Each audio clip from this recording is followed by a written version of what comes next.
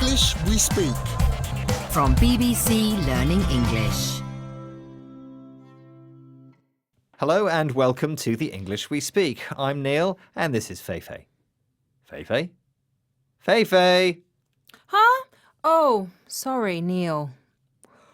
Oh, well, I had a really late night last night, so I'm dead tired today. You're dead tired, Feifei. Are you dying?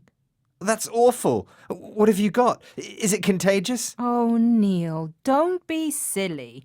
I'm not sick or contagious or dying. I'm just really tired. Ah, that's a relief. But you said you were dead tired, but you're not dying. Oh, really, Neil?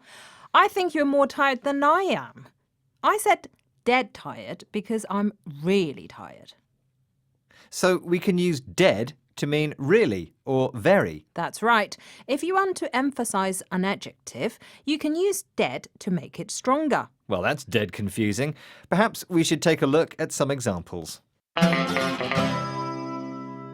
Is it lunchtime yet? I'm dead hungry.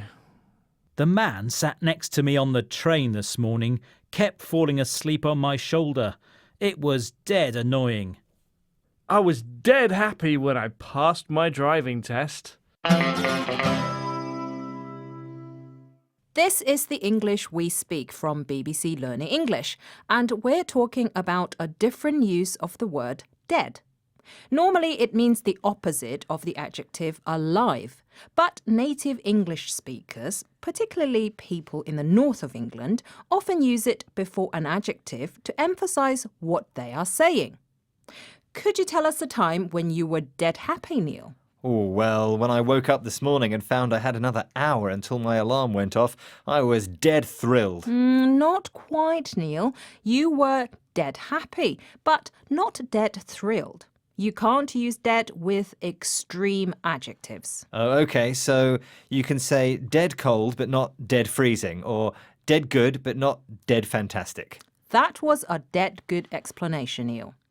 I see you have woken up a bit now, but I'm still dead tired. Well, how about you make us both a coffee while I finish the programme? It's your turn to make the coffees. No, Neil. I always make the coffee. I'll go make a coffee for me, not you, while you finish the programme. Uh-oh. I'd best go and make the coffees. She's dead sensitive when she hasn't had enough sleep. Well, bye everyone. See you next time. The English we speak. From BBC Learning English. Thank you for watching the video. I hope you enjoyed it. Remember, we have lots more videos for you to watch to help you improve your English.